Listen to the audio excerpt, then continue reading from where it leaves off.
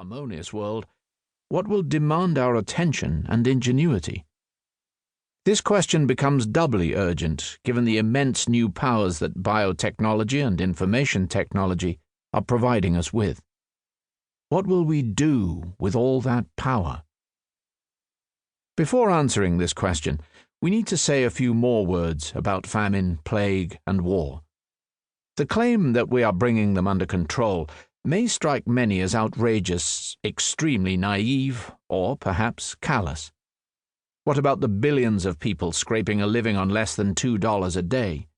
What about the ongoing AIDS crisis in Africa, or the wars raging in Syria and Iraq? To address these concerns, let us take a closer look at the world of the early 21st century before exploring the human agenda for the coming decades. The biological poverty line. Let's start with famine, which for thousands of years has been humanity's worst enemy. Until recently, most humans lived on the very edge of the biological poverty line, below which people succumb to malnutrition and hunger. A small mistake or a bit of bad luck could easily be a death sentence for an entire family or village. If heavy rains destroyed your wheat crop, or robbers carried off your goat herd, you and your loved ones may well have starved to death. Misfortune or stupidity on the collective level resulted in mass famines. When severe drought hit ancient Egypt or medieval India, it was not uncommon that 5 or 10% of the population perished. Provisions became scarce, transport was too slow and expensive to import sufficient food, and governments were far too weak to save the day. Open any history book, and you are likely to come across horrific accounts of famished populations driven mad by hunger. In April 1694, a French official in the town of Beauvais described the impact of famine and of soaring food prices, saying that his entire district was now filled with an infinite number of poor souls, weak from hunger and wretchedness and dying from want, because, having no work or occupation, they lack the money to buy bread. Seeking to prolong their lives a little, and somewhat to appease their hunger, these poor folk eat such unclean things as cats and the flesh of horses flayed and cast onto dung heaps. Others consume the blood that flows when cows and oxen are slaughtered, and the offal that cooks throw into the streets. Other poor wretches eat nettles and weeds, or roots and herbs, which they boil in water. Similar scenes took place all over France.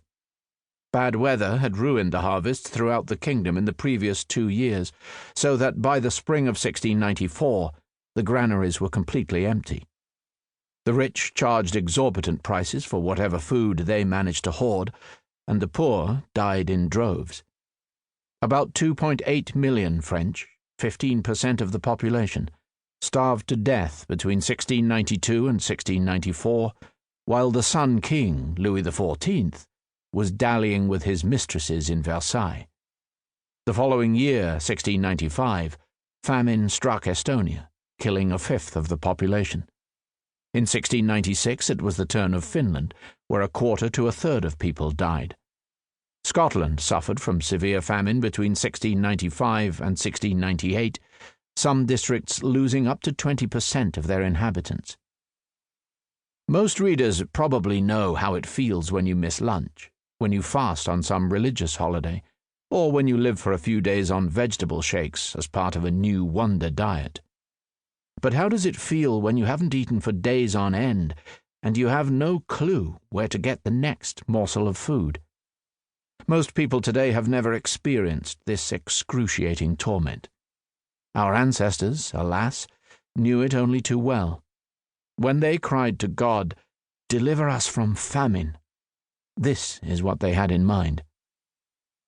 During the last 100 years, technological, economic, and political developments have created an increasingly robust safety net separating humankind from the biological poverty line. Mass famines still strike some areas from time to time, but they are exceptional, and they are almost always caused by human politics rather than by natural catastrophes. In most parts of the planet, even if a person has lost his job and all of his possessions, he is unlikely to die from hunger.